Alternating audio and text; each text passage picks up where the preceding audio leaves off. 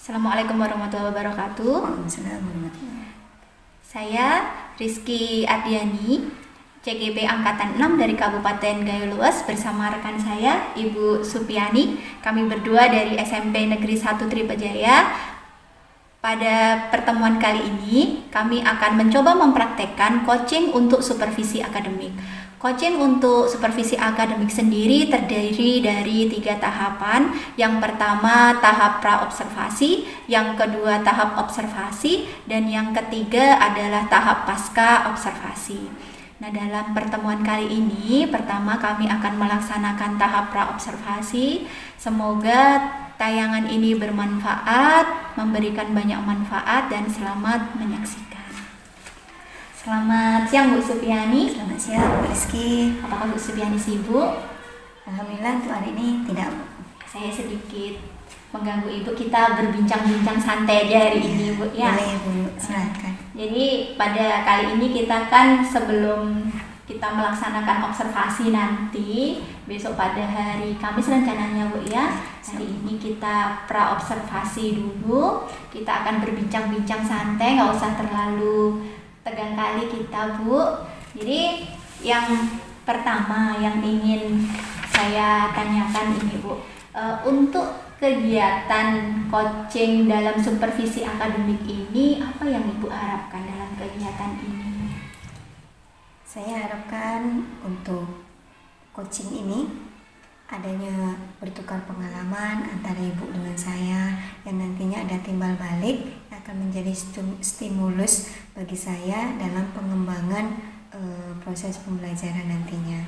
Kemudian nantinya saya meminta masukan, meminta saran dari Ibu setelah nanti adanya supervisi.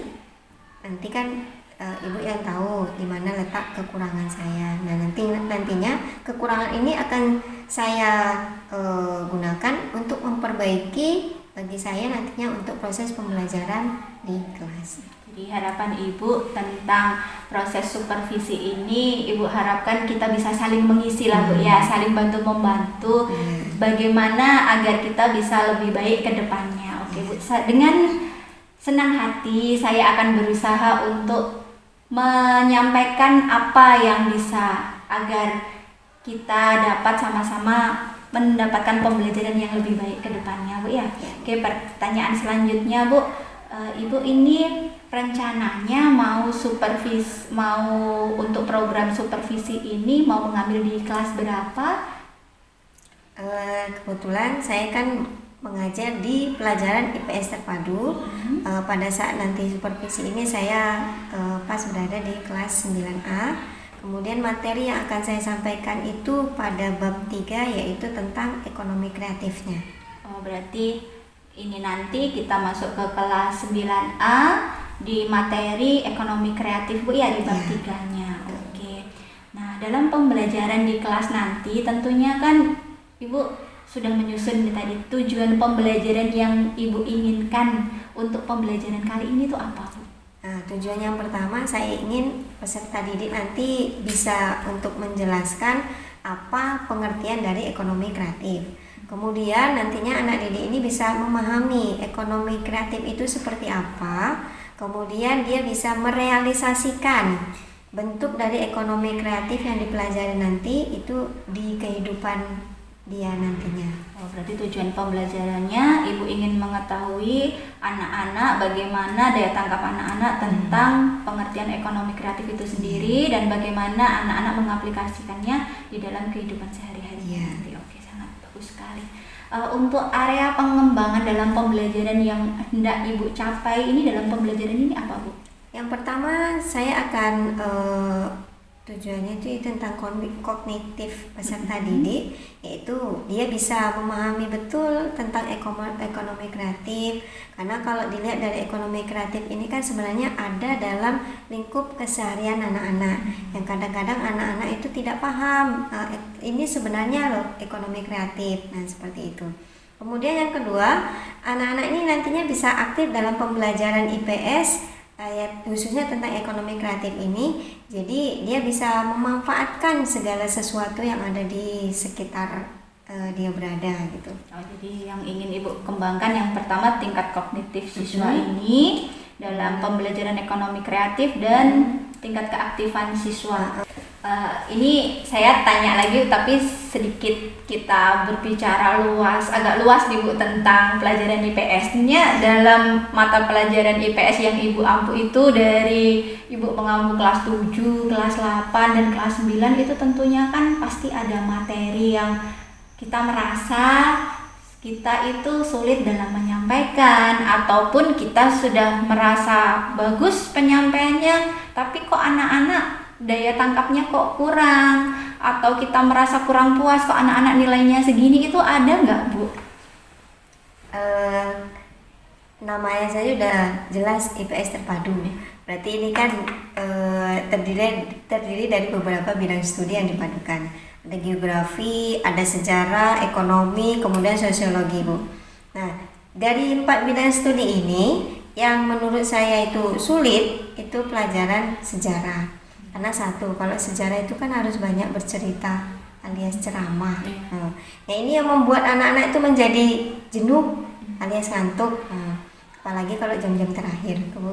Nah, kemudian sejarah ini kan menghafal hari, tanggal, bulan, tahun, kemudian nama pahlawan. Nah, ini yang menurut saya sulit kita untuk menghafalkannya. Jadi Ibu merasa materi sejarah yang biasanya agak kesulitan karena ya itu tadi. Saya pun nggak memungkiri kan banyak tanggal yang harus kita hafalkan, hari-hari besar, hari-hari penting atau peristiwa-peristiwa yang harus anak-anak ini hafalkan. Jadi untuk mensiasati hal itu, bagaimana cara Ibu biar anak-anak ini nyaman, bisa dengan senang menghafalkan itu semua? Cara saya kalau pas pelajaran sejarah itu saya buat anak-anak dengan metode sosiodrama, model sosiodrama. Jadi di sini anak-anak berperan jadi pahlawan ini, jadi pahlawan ini gitu. Jadi dari situ dia akan memicu, oh ternyata pahlawan dulu yang ini tuh seperti ini perjuangannya. Jadi saya buat itu tadi Bu, secara sosiodrama. Menarik sekali Bu. Jadi secara tidak langsung anak-anak itu belajar tapi dia nggak merasa belajar. Iya, santai dan masuk dan paham dia kan. Menarik sekali Bu. Kita sesuaikan dengan materi yang ada di buku tersebut gitu. Oh iya Bu. Balik lagi kita ke pembelajaran nanti yang akan kita laksanakan Bu kan. Bisa ke saya minta tolong untuk Ibu menceritakan secara singkat garis besarnya pembelajaran nanti pada hari Kamis itu akan berjalan seperti apa Bu? Pada pembelajaran nantinya saya mengambil pembelajaran cooperative learning. Berarti di sini kan kita bagi anak-anak ke dalam beberapa kelompok. Nah, kemudian dari kelompok ini mereka akan mempresentasikan, akan menampilkan sesuai dengan pembagian tugasnya masing-masing tentang periklanan. Kemudian yang satu lagi itu tentang video. Nah, jadi di sini anak-anak nantinya bisa mengembangkan ekonomi kreatif dari pembelajaran cooperative learning ini gitu Bu. Dan nantinya kalau misalkan video berarti kan ada kreativitas anak-anak yang nantinya bisa menjadi seorang kreator ya, seperti itu. Jadi kalau secara singkat itu berarti kalau saya lihat menarik sekali rencana pembelajaran yang Ibu susun. Ibu menyesuaikan tugas anak-anak ini menurut cooperative learning dibagi menjadi beberapa kelompok dan kelompok ini berarti berdasarkan bakat anak Bu ya. Kalau secara singkat saya tangkap, wah udah bagus tuh Bu, berarti udah masuk ke pembelajaran berdiferensiasi juga. Nah saya jadi nggak sabar nih mau nengok besok hari Kamis itu akan menjadi pembelajaran yang seperti apa dan sepertinya akan menarik sekali. Semoga kita besok lancar. Amin. Dan kira-kira nih Bu, dari persiapan, tadi kan Ibu udah bilang saya menyiapkan RPP Bu, bahan-bahan ajar, medianya. Itu kira-kira sebelum kita besok masuk ke observasinya itu bantuan apa yang Ibu butuhkan dan kira-kira siapa nih yang bisa membantu Ibu agar besok pembelajarannya tuh bisa lancar?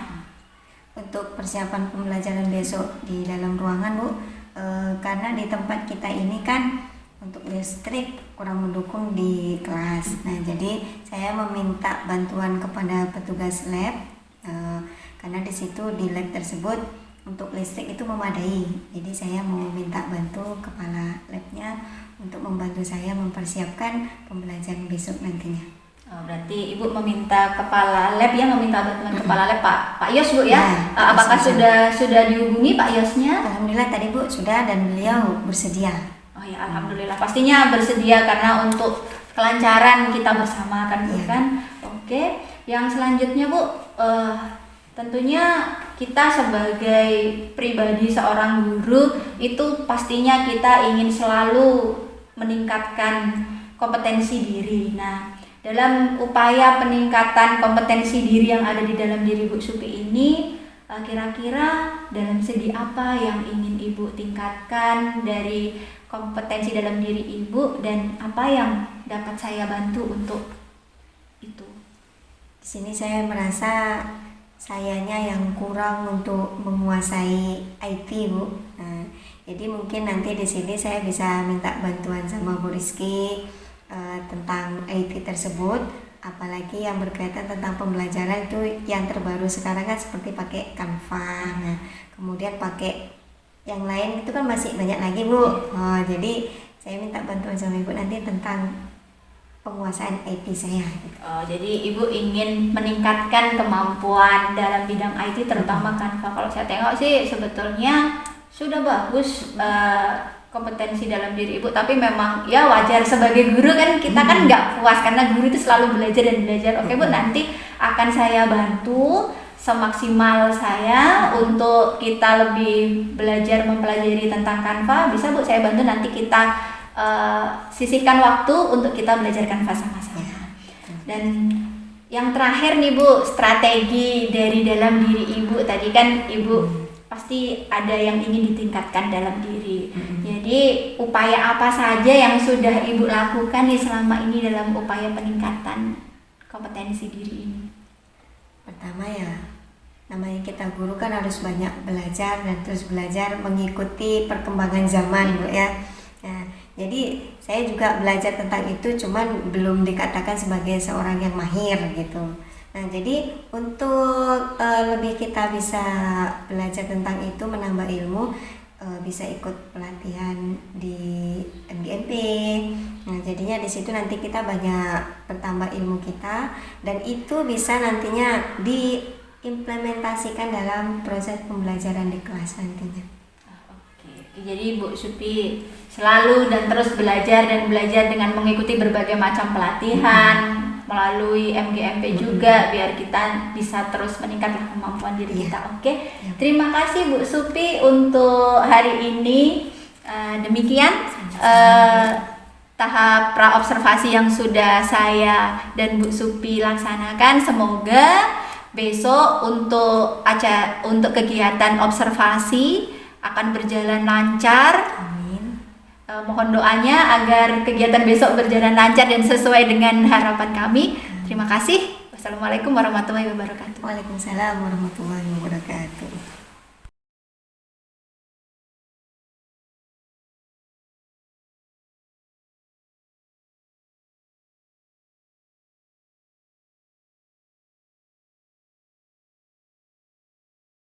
Warahmatullahi wabarakatuh.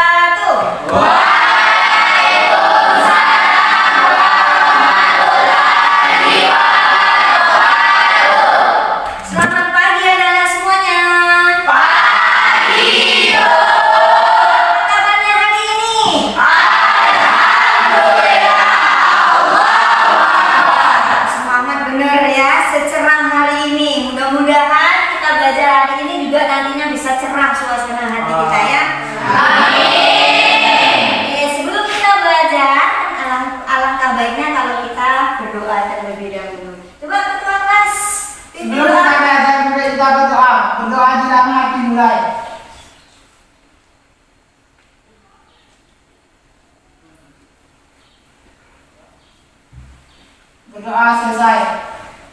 Mudah-mudahan dengan doa yang kita panjatkan nantinya bisa diterima oleh Allah Subhanahu wa taala dan kita menjadi orang yang sukses dunia akhirat. Amin. Nah, datang semua ya ke kelas? Insya Allah datang. Alhamdulillah, semuanya hari ini datang. Nah, berarti semangat harus belajar ya. Nah, pertemuan kita yang kemarin kita membahas tentang perdagangan internasional. Nah, apa yang dimaksud dengan perdagangan internasional, Manse? Perdagangan internasional ada jual beli antar negara atau lebih. Ya, jual beli antara boleh 2 negara atau 3 negara seterusnya. Kan nggak mungkin orang jualan tok tanpa ada pembeli, gitu kan? Ya, itu kalau menurut kita. Nah, kemudian contoh dari perdagangan internasional itu seperti apa, Nadia? Contohnya seperti sepeda motor Bu, merek Honda dibuat di Jepang dijual di Indonesia. Ya, ini juga kerjasama ya antara Indonesia dengan negara Jepang. Nah, Indonesia punya under deal-nya itu diekspor ke negara Jepang, kemudian di negara Jepang itu dibentuk sebuah sepeda motor, kemudian sudah berbentuk dia sepeda motor dijual kembali ke Indonesia. Ini juga kerjasama yang baik. Ini juga contoh dari perdagangan internasional. Nah, kemarin kita sudah menyelesaikan tentang perdagangan internasional, tapi masih kita bahas tentang ekonomi kreatif. Sekilas kemarin ya. Nah, apa yang dimaksud dengan ekonomi kreatif, Ira? Ekonomi kreatif dikembangkan berdasarkan potensi yang dimiliki negara. Ya, adanya potensi-potensi yang dimiliki oleh suatu negara, itunya nanti akan melahirkan ide, gagasan, hingga akhirnya nanti bisa menjadi ekonomi kreatif ini menjadi industri kreatif yang bisa memicu adanya pertumbuhan ekonomi suatu negara. Ya. Nah, kemudian ekonomi kreatif itu ada terbagi 14 bagian. Yang ininya menjadi dia disebut sebagai industri kreatif. Nah, coba Ida sebutkan 5 saja. Fashion show, video, iklan, musik, radio. Iya, bagus. Ada fashion show, ada iklan, ada video, kemudian ada musik, kemudian ada radio. Itu dia yang disebutkan oleh Zubaida, cukup 5 saja, ya kan? Padahal sebenarnya itu kan ada 14. Yang terakhirnya nanti ada yang kita bahas melalui video. Oke, sebelum kita lanjut tentang pembahasan ekonomi kreatif, maka kita akan lihat dulu videonya. Nah, apa sih sebenarnya yang dimaksud dengan ekonomi kreatif tersebut? Oke, kita simak di sini.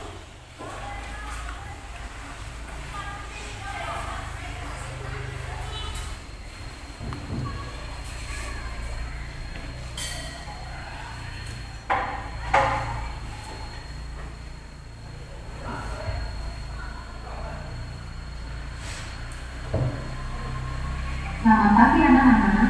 Assalamualaikum. Selamat berjumpa lagi dalam pembelajaran IPS. Bagaimana kabarmu hari ini? Semoga semua dalam keadaan sehat ya. Pada pertemuan kali ini kita akan membahas lagi mengenai ekonomi kreatif. Setelah selesai membahas materi ini, diharapkan kalian dapat pertama, mendeskripsikan pengertian ekonomi kreatif. Yang kedua, mengidentifikasi jenis-jenis ekonomi kreatif. Ayo anak-anak, kita mulai pembahasan materi ini dan tetap semangat ya. Ayo, siapa di antara kalian yang kalau sudah besar nanti mau menjadi wirausahawan? Para wirausahawan berperan besar dalam pengembangan sektor ekonomi, khususnya sektor ekonomi kreatif loh. Apakah kalian pernah mendengar konsep ekonomi kreatif? Mari kita simak bersama pembahasan materi mengenai ekonomi kreatif. Kreativitas adalah kemampuan seseorang untuk melahirkan sesuatu yang baru, baik itu berupa gagasan maupun karya nyata yang relatif berbeda dengan yang ada sebelumnya. Ekonomi kreatif adalah sebuah konsep di era ekonomi baru yang mengandalkan ide atau gagasan kreatif untuk meningkatkan pertumbuhan ekonomi. Indonesia memiliki 14 subsektor ekonomi kreatif loh. Apa saja sih? Yuk kita simak satu persatu. Yang pertama, periklanan. Kegiatan ini berkaitan dengan jasa periklanan, yaitu komunikasi satu arah dengan menggunakan media tertentu. Yang kedua, arsitektur. Kegiatan ini berkaitan dengan segi desain, tidak hanya untuk desain rumah, tapi juga untuk desain perkantoran atau ruang publik lainnya. Yang ketiga, pasar barang seni.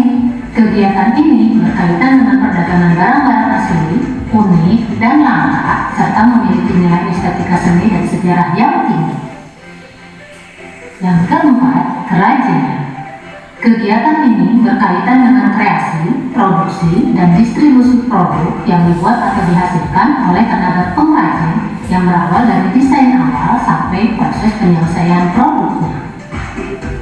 Yang kelima, desain. Industri kreatif ini berkaitan dengan kreasi desain grafis, desain interior, desain produk, dan lain-lain. Yang keenam, fashion.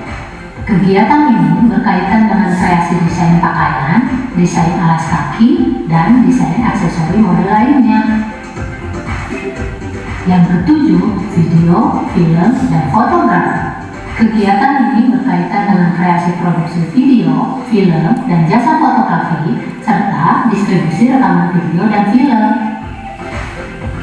Yang kedelapan, permainan interaktif.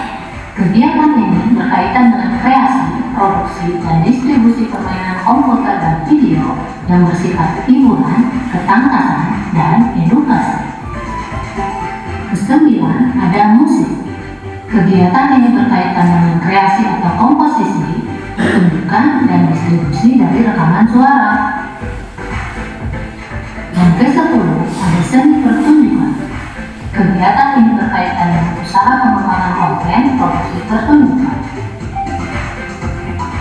Yang ke-11, ada penerbitan dan percetakan. Kegiatan ini berkaitan dengan penulisan konten dan penerbitan buku, jurnal, koran, majalah, atau tabloid. 12. Layanan komputer dan peranti lunak. Kegiatan ini berkaitan dengan pengembangan teknologi informasi, termasuk layanan jasa komputer, pengolahan data, dan lain-lain. 13. Televisi dan radio. Kegiatan ini berkaitan dengan usaha kreasi, produksi, dan pengemasan acara televisi. Dan yang terakhir, riset dan pengembangan. Kegiatan ini berkaitan dengan usaha inovatif yang menawarkan penemuan ilmu dan teknologi. Dari uraian tentang subsektor andalan ekonomi kreatif ini menunjukkan bahwa pemerintah menginginkan ekonomi kreatif merupakan salah satu tulang punggung ekonomi nasional. Untuk mengembangkan ekonomi kreatif, pemerintah memiliki strategi dengan melaksanakan pembangunan secara terintegrasi antara masyarakat, swasta, dan pemerintah. Upaya meningkatkan ekonomi kreatif. Yang pertama, menyiapkan insentif untuk memacu pertumbuhan industri kreatif berbasis budaya. Misalnya, perlindungan produk budaya, kemudahan memperoleh dana pengembangan, fasilitas pemasaran dan promosi, serta pertumbuhan pasar domestik dan internasional. Yang kedua, membuat roadmap industri kreatif yang melibatkan berbagai lembaga pemerintah dan kalangan swasta. Yang ketiga, membuat program komprehensif untuk menggerakkan industri kreatif, bisa melalui pendidikan, pengembangan sumber daya manusia, desain mutu, dan pengembangan pasar. Yang keempat, memberikan perlindungan hukum dan insentif bagi karya industri kreatif, misalnya perlindungan hak paten terhadap penemuan baru, merek produk, atau jasa. Dan yang kelima, membentuk Indonesia Creative Council yang menjadi jembatan untuk menyediakan fasilitas bagi para pelaku industri kreatif. Nah anak-anak, itulah pembahasan materi ekonomi kreatif untuk meningkatkan kesejahteraan masyarakat. Sampai di sini dulu pembahasan materi kita kali ini. Bertemu lagi pada pembahasan materi-materi selanjutnya. Wassalamualaikum warahmatullahi wabarakatuh.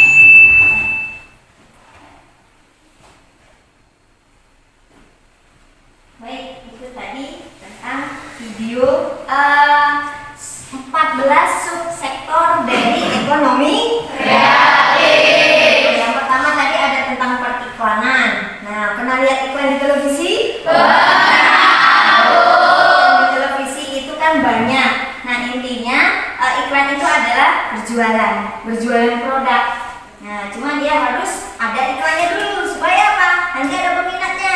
kalau lihat iklannya bagus, biasanya orang kan jadi terpicu untuk membeli barang ini. Rasanya seperti apa sih? Nah, itu dia kalau ada produk per iklan.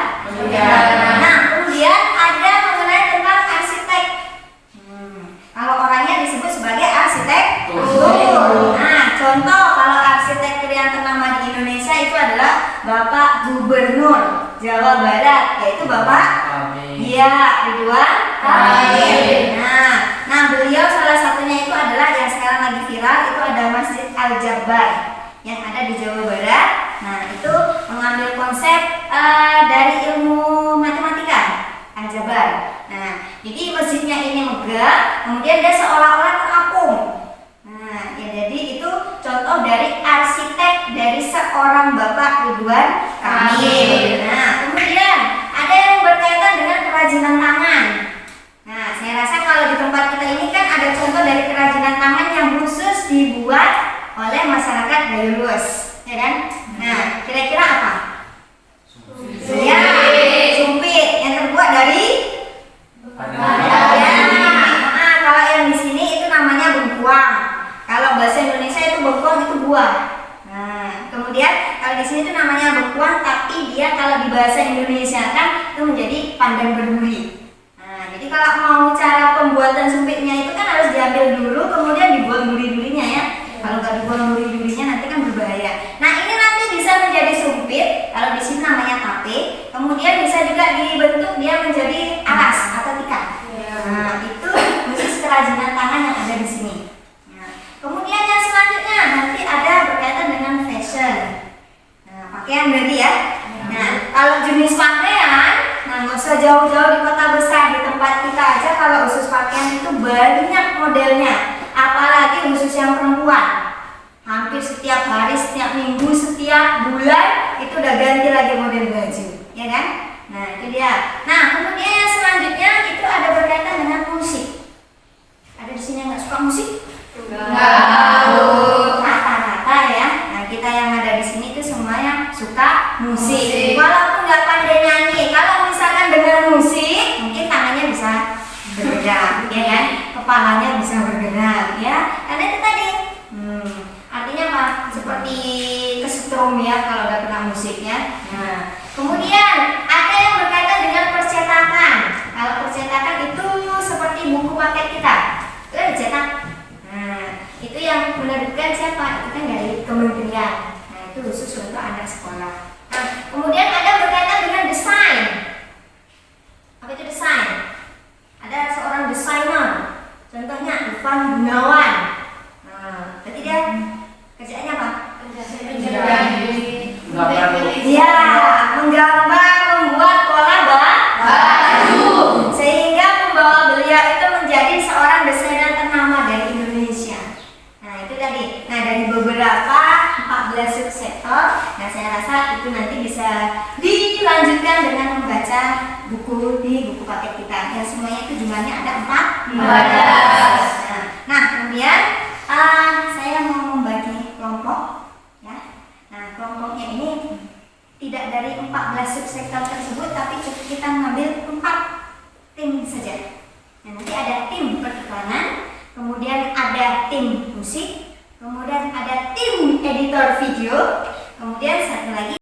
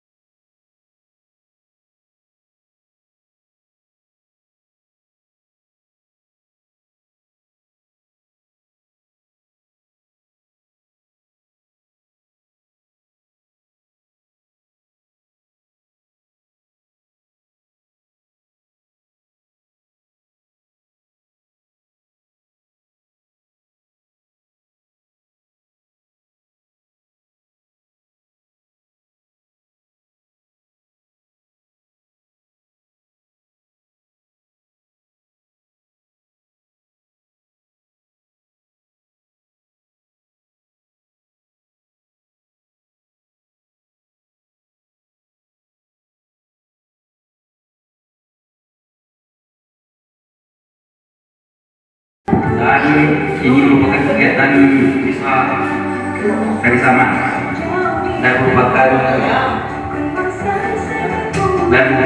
warisan budaya yang telah ditetapkan oleh dunia.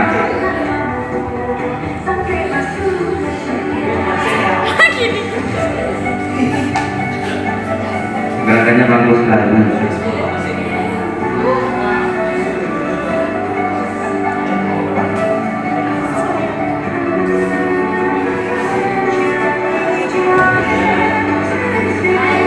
Ini momen foto-foto dengan guru bahasa dari Saman tersebut. Hari ini kita sudah selesai menampilkan dari komponen masing-masing. Adapun kesimpulan dari pelajaran kita hari ini adalah ekonomi kreatif itu adalah ide atau gagasan dari seseorang yang nantinya itu akan menjadi pemicu untuk bisa menumbuhkan pertumbuhan ekonomi di negara kita, khususnya di Indonesia.